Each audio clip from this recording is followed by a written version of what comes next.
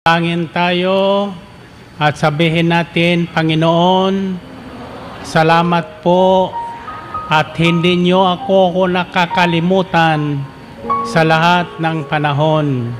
Bagamat ako'y madalas makalimot sa iyo. Mangusap po ngayong hapon at kami ay makikinig sa lahat ng sasabihin mo sa amin. Sa ngalan ni Jesus. Amen. Amen. Sigaw niyo uli. Amen. Okay, baba ang iyong mga hawak kamay at purihin natin ang Panginoon. Ang ating pagnilayan ngayon, simula ngayon ay ang sa mga lihim sa paghahari ni Yahweh El Shaddai. The secrets of the kingdom of Yahweh El Shaddai. Matthew 13 verses 10 to 12 says, the disciples came to him and asked, why do you speak to the people in parables? Jesus replied, because the knowledge of the secrets of the kingdom of heaven has been given to you, but not to them. Whoever has will be given more, and they will have an abundance. Whoever does not have, even what they have will be taken from them. Ang mayroon nalalaman tungkol sa mga lihim sa paghahari ni Yahweh El Shaddai ay bibigyan pa at mananagana.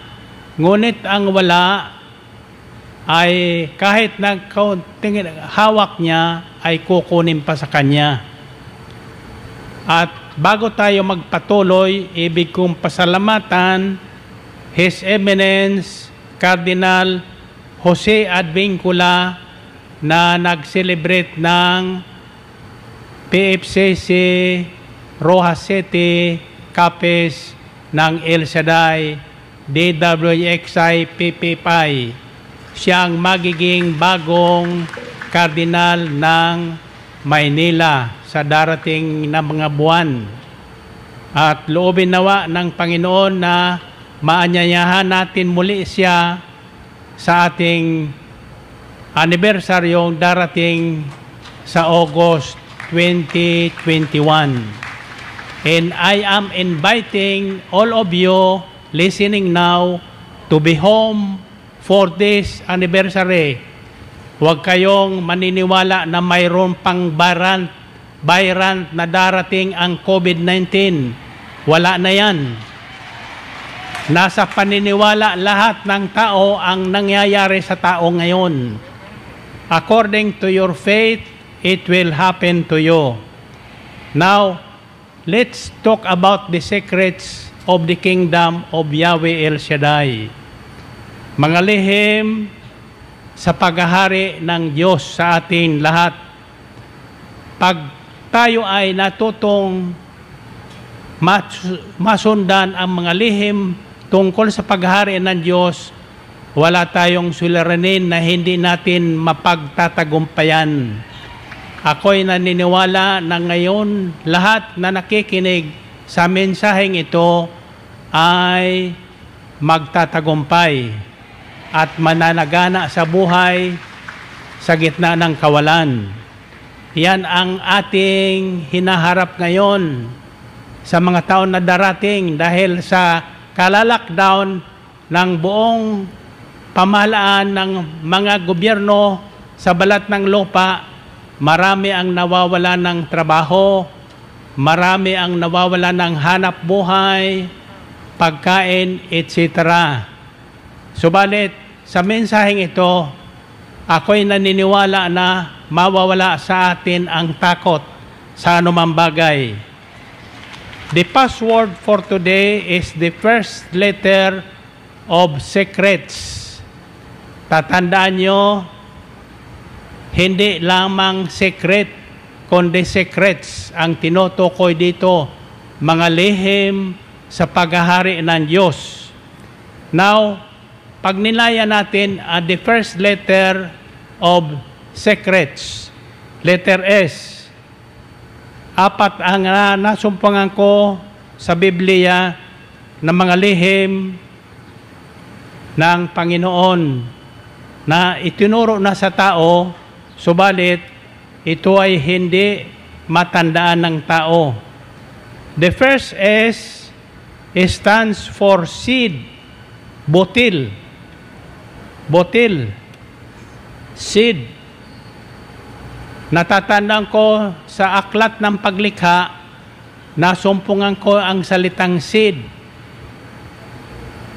Ang utos ng Diyos sa tao, makakain nyo ang lahat na bungang kahoy with seed in it na may butil.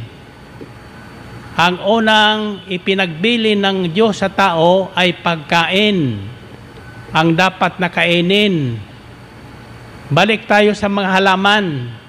Ibig sabihin ng COVID-19 scare ay balik tayo sa mga halaman. Ang halaman na diyan nakatago ang mga sekreto ng buhay na ibinigay sa atin ng Panginoon Diyos. Ang hangin,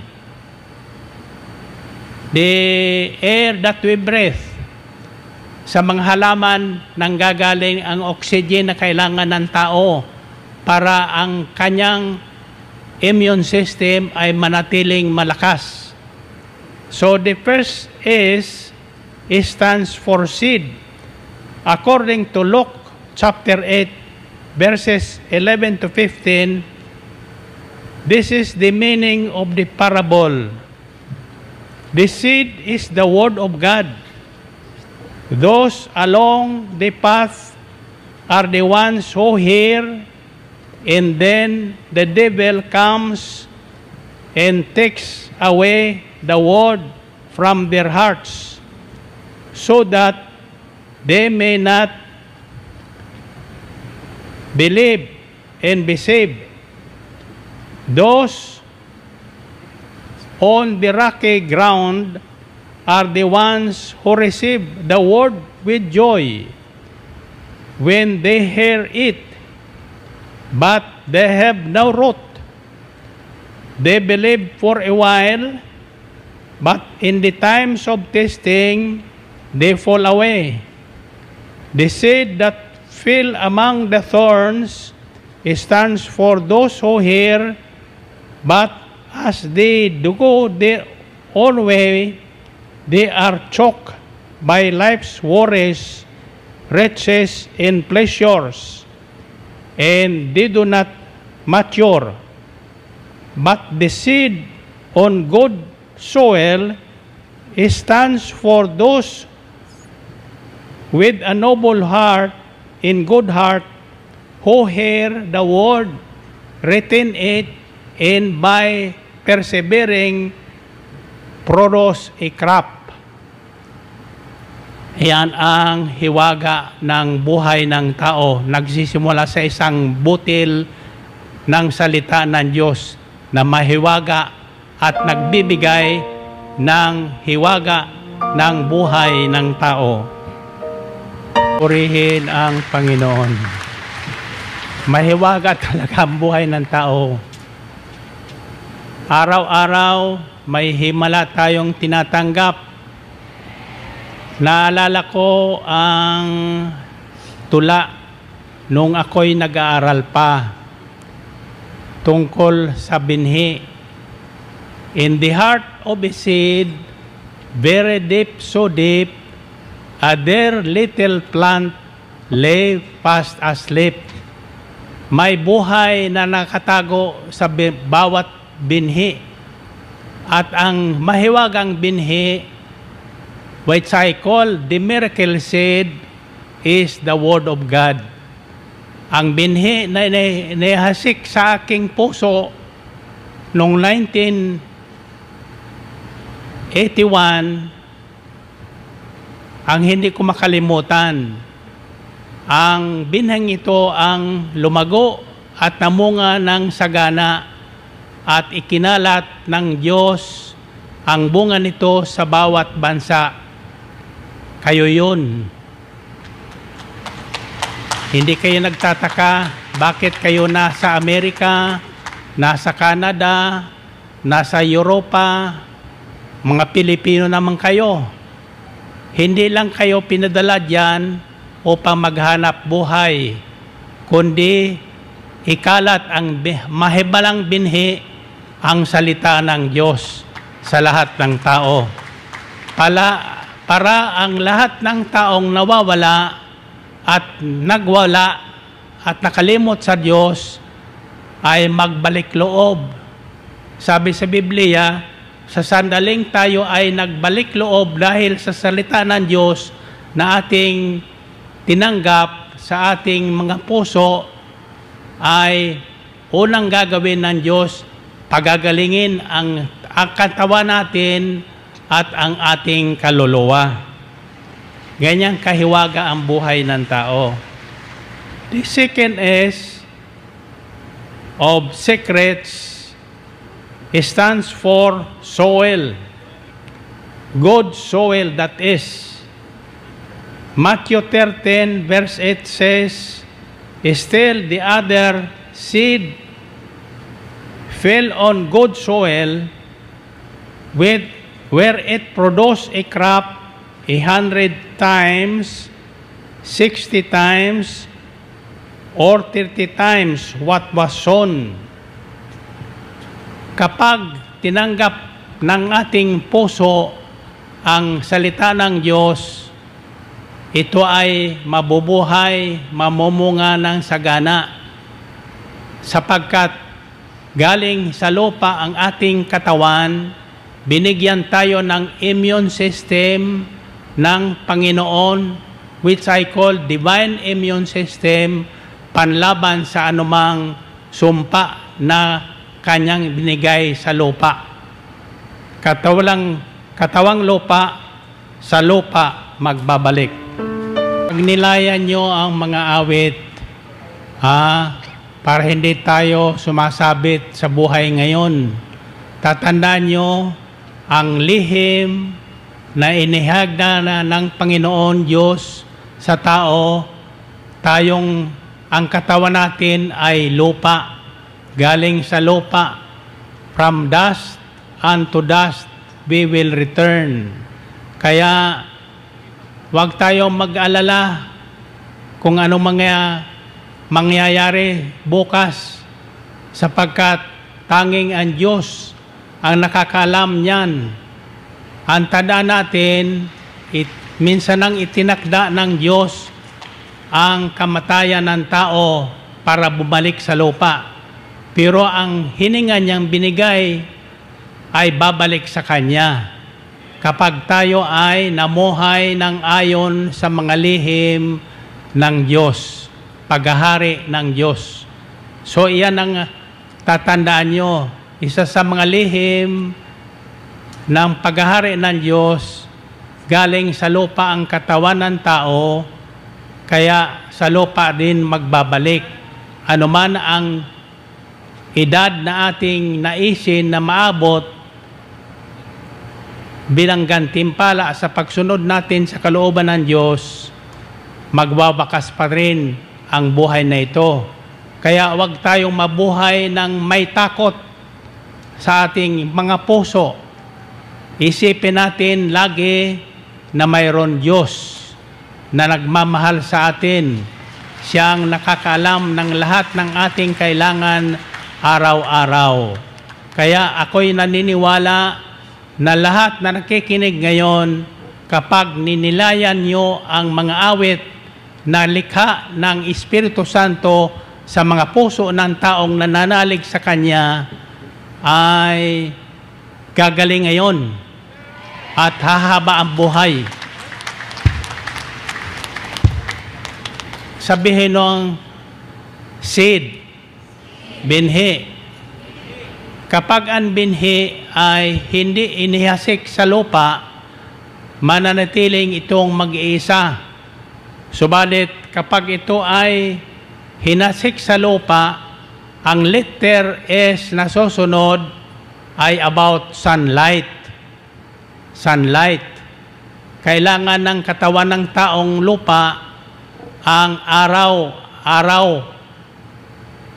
May vitamin tayong nakukuha sa araw. Kaya lahat ng kalakasan ng tao ay naririyan na sa mga halaman, sa araw-araw. Magpa-araw tayo. The third is stands for sunlight. John 8:12 says, when Jesus spoke again to the people, he said, I am the light of the world.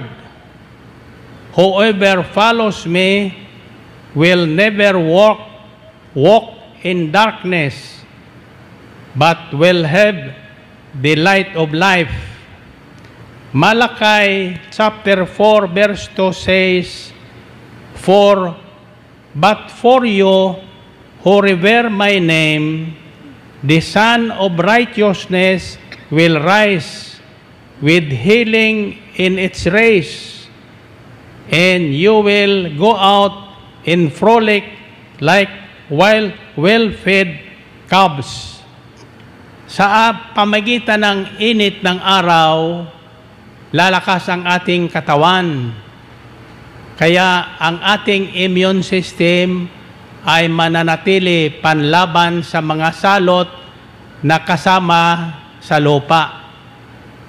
Pagmasdan nyo ang mga halaman,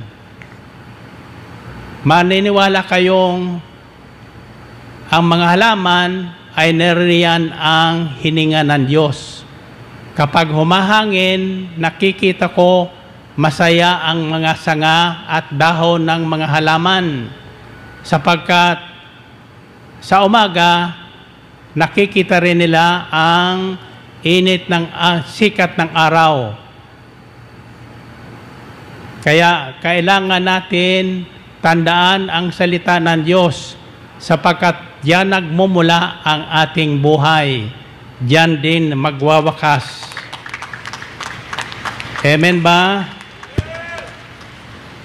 So araw-araw, gabi-gabi, hanapin natin ang Panginoon.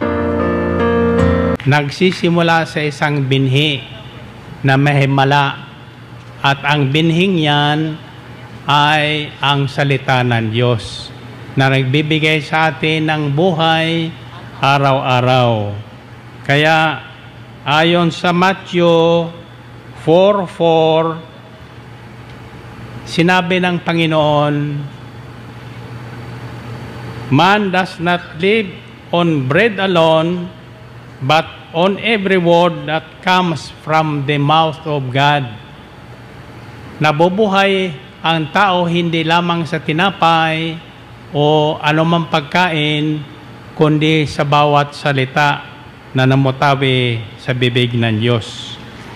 Ngayon, anong panghuling is ng secrets, mga lihim ng paghahari ng Diyos?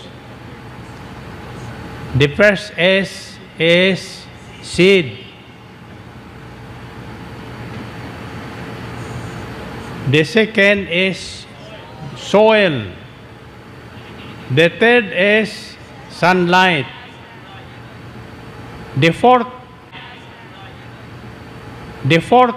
is the sower, yung naghahasik.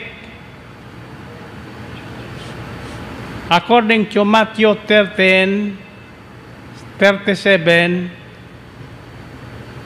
Jesus answered, the one who sowed the seed on good soil is the Son of Man.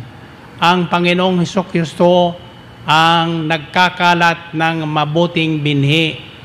Ngayon, maraming binhi, araw-araw ang ikinakalat ng Diyos. Subalit, hindi ito napapansin ng tao sapagkat marami siyang alalahanin, marami siyang negosyo, marami nagpapayaman, kaya ayaw pang mawala ang COVID-19. Tama na yan. Tama na yan. Sapagkat anumang yaman ang ating imbakin, hindi natin madadala yan. Maiiwanan ng lahat yan. Kaya ang taong nabubuhay ayon sa salita ng Diyos ay mabubuhay magpakailan paman, sapagkat ang salita ng Diyos ay hindi nagbabago. Siya noon, ngayon, at magpakailan paman.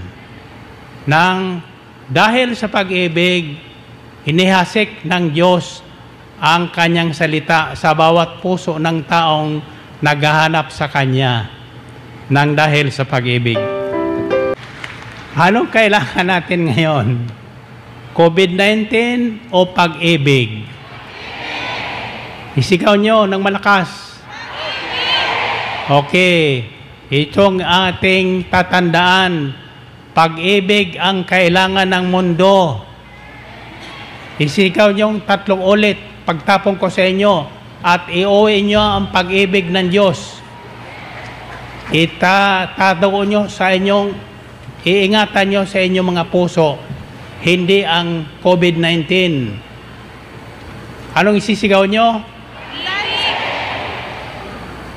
Pag-ibig ang kailangan ng mundo. Pag-ibig ang kailangan ng mundo! Pag-ibig ang kailangan ng mundo! Pag-ibig ang kailangan ng mundo! Pag-ibig ang kailangan ng mundo! God bless you.